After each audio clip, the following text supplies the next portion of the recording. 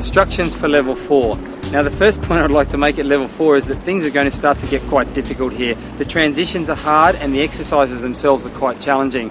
So bear in mind that you need to listen to your body, and if you need to make some modifications along the way, then that's okay. A couple of them I'm going to mention here. It's okay when you transition up to level 4 and then again when you transition perhaps to level 5 to do sets that don't contain the full number of repetitions. If you can only make it to 8 with solid, strong form, then that's okay. Remember, the body will adapt and the body will get stronger, so before long you'll find yourself capable of doing the full sets of 10. The other point I'd like to make with the push-ups is the transition from doing a push-up on your hands and feet to one where you have a 3-second pause at the bottom is also quite a significant transition. So if you like and you're struggling, you can try this.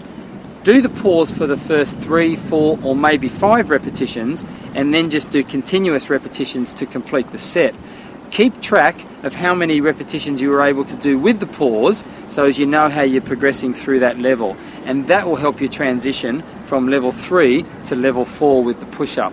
That's an important point because that pause at the bottom can become quite difficult and people tend to lose the contraction through their core there. Really important that we maintain that. So if you need to sacrifice the pause on the last 4 or 5 repetitions in order to control that, then that's what I'd really like you to do there. Another point that I'd like to make in terms of this level is the squat. Now we've moved from a 2-footed squat, a squat where we've got 2 feet in the same plane or level, to one where we've now split our legs apart. A couple of important points with the split squat. Number one is that you take a wide enough stance for it to really constitute a split squat. So we're looking at about 1 metre from toe to heel there, depending on your height. So give or take a few centimetres either side of that. So as when we go down to the bottom position of the squat, a couple of things are avoided and a couple of things are maintained. Number one, when we go down, we go straight down. No leaning forward. Your trunk should remain fairly upright. You go straight down towards the ground until the back knee almost touches the ground. Now the thing with this is because we've gone straight down is we haven't allowed our knee to travel forward over the top of our toes. If you lunge forward and lean forward, quite often you'll end up in this position where the knee is well forward of the toe. Now that can create strain for the knee and exacerbate any existing problems or perhaps even create new ones. So what we want to do here, remember, is straight down. Maintain a fairly upright torso, the back knee travels straight down towards the ground, almost touches, and then back to the top. It's a really important point for the squat, and make sure you're controlling that. Sometimes helps to do that beside a mirror perhaps, so you can check your own body angles there. Okay, all right. The other point that I'd like to make here at level 4 is that don't rush to complete your transitions through the weeks. In other words, if you can't make it through level 4 to the start of level 5 in 4 weeks, don't rush there.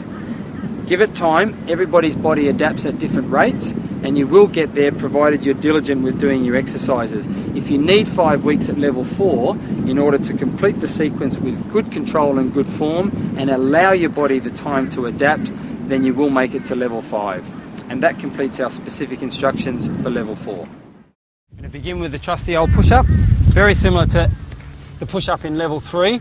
The only difference being that we're going to make a short pause at the bottom before we come back to the top.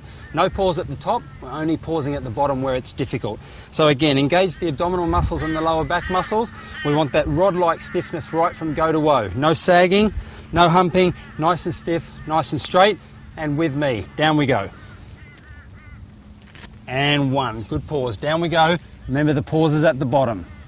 And that's 2, stay strong, and hold, and push. That's good. Don't sag, nice and straight. Hold, and that's 4. And hold for me. Hold, stay strong. We're halfway there. Don't sag, hold the abdomen. Contract those tummy muscles. And 6. And hold, hold, hold. 7, remember your perceived exertion. If you've made it to 8 or 9, it's okay to stop. 2 to go. And up, 1 more, and let's hold it at the bottom. Hold, hold, hold, and complete. Great job. Okay, it's time for the pull sequence. Move in your apparatus. And again, very similar to the previous level, We take the same position underneath the bar, only this time we take a wider grip, still balancing on the heels and still staying nice and stiff. And up we go, chest to bar. And slowly down. Good control, don't sag. And that's 2. And 3. Don't forget to breathe. That's 4. Stay straight for me. Stay with me halfway through. And 6. And hold. And pull. 7. 8. 2 left. Hold the tummy, don't sag. Only 1 more. And great job. And now you can rest those arms and shoulders a little. Time for us to move on to the squat. This squat's a little different to the ones that we've been doing until now. Remember, we're taking that split stance, beginning with the left leg forward, right leg back. The left leg is the leg doing most of the work here. Right leg is just for stability. And nice and straight, looking straight ahead, straight back. And we drop down and up. That's 1. Keep this leg strong. Try not to let it wobble side to side. 3, the back knee just shaves the ground. Stay nice and straight. Suck the tummy in and hold that pelvis. Halfway through on the left leg. And 6, feel the strength in this front leg. Back leg just for stability. 7, 3 to go. 8, 9, and we're having fun now. And 10. Now no mucking around. Same distance stance, right leg forward, same position with the upper body. And wish we were out on the water with that boat, huh? And go.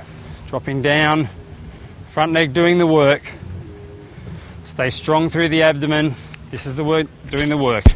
Nice strong right leg. Feel the drive off that front leg. Good job. And down and drive. That's halfway through. 6 and 7. Nice sweat up now. And 8. 2 more. A little bit of burn in the quads. That's good. And 10. Great job. Ooh, shake out those legs. Time to do some tummy work. All right, and down we go. Now what we're doing with this one, there's no movement in this sequence. This is just a hold, a plank hold. This time, instead of being on the knees, we're right up on the toes. Engage the abdominal muscles, strong through here, strong through here. Nice straight line from the toes to the shoulder. And we're gonna hold for 30 seconds. And just take in your surroundings, but focus hard on holding those abdominal muscles.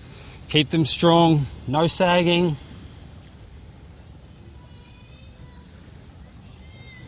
And that's 10 seconds. And hold, don't let it sag. No sagging, no humping, remember. And that's 20, 2/3. Hold and count down now. 5, 4, 3, 2, 1. Great job. Okay, let's swing it over now. And this is a very similar exercise for the muscles of the lower back. It's called a reverse plank. Elbows and heels are the balance point, and it's a 30-second hold. There's also no movement in this sequence. So we lift the pelvis and we hold for 30 seconds. So with me now, nice and straight, nice and solid, no sagging.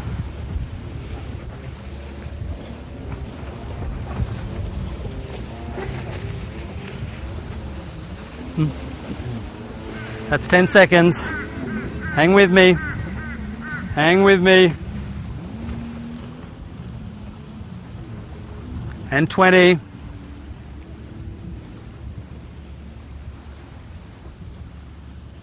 Five. Nearly there, folks. Nearly there. And well done, guys. And that completes the sequence at level 4. Great job. Time to move on to the Big Daddy.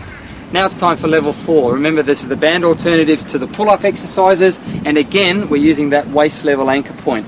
Now your position, your starting position and your stretch position on the bands is about the same as we had for level 3.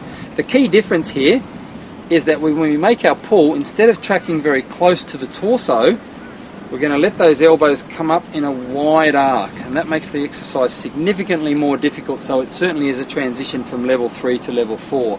Now remembering the split stance, fairly wide, and don't lean too far forward. We want to have a slight backwards lean if anything, and that will keep you nice and stable. Strong contraction through the abdomen, strong contraction through the lower back, and a much wider pull this time, and with me for 10. Wide pull back to the chest, and that's 1. Stay strong. Resist the tendency to be pulled forward, and back, that's 2. Nice smooth continuous contractions, and back, that's good. To the chest level, that's 3, and 4. This one's more difficult. Stay strong on that front leg and don't rock. That's halfway through, and 5. Okay, be strong, remember to breathe, and that's 6.